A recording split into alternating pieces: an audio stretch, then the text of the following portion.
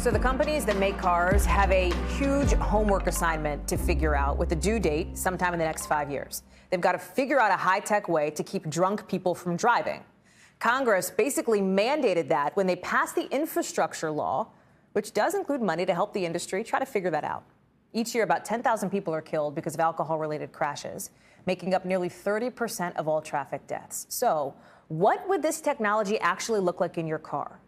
Our Kerry Sanders has been working on this story for a while. He's joining us now live tonight. Kerry, good evening. It's great to see you. Obviously, you're inside of a car for this one. You sort of have to be.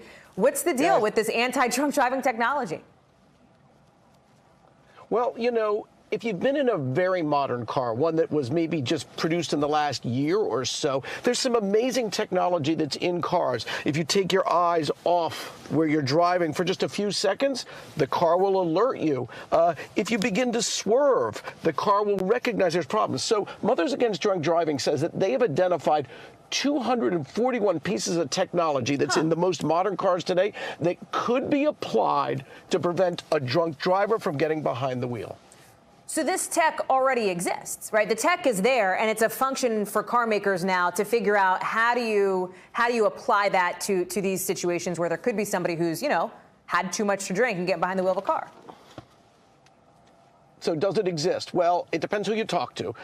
The Automotive Innovators Association says that there is potential for this technology. However, in Europe, there are some car manufacturers like Volvo that have already put that type of technology in cars that they say effectively has brought people who are drunk over to the side of the road and caused the car from stopping. Wow.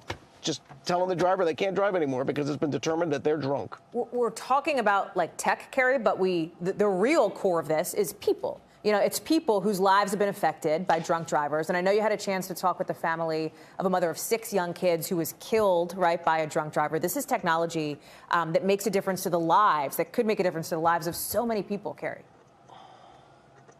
Yeah, I mean, okay, so young Katie's driving home from the hospital. She had just given birth to her twins, so her final 2 children, and they were kind of early births, so she had just checked on them. She's heading home, and that's when she was hit and killed by a drunk driver. This is what her father had to tell us.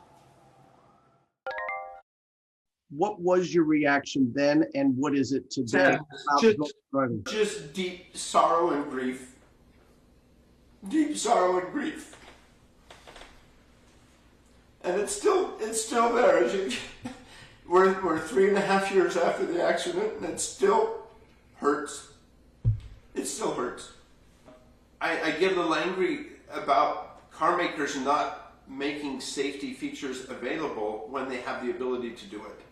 That frustrates me and to a certain extent angers me. It makes me mad. And so therein lies what Ken Halley says needs to be done, and the infrastructure bill should force this to happen. Yeah. So timeline-wise, obviously that family, right, so many families would want this in yesterday, this technology to be done yesterday. How much longer before I can go out and get a new car that has this tech in it? What are you hearing? What do you think?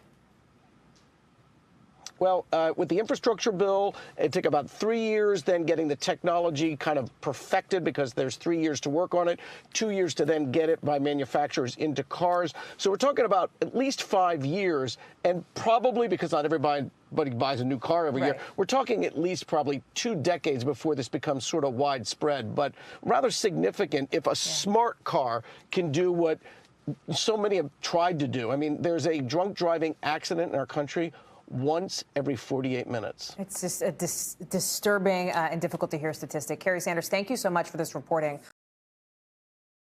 Thanks for watching our YouTube channel. Follow today's top stories and breaking news by downloading the NBC News app.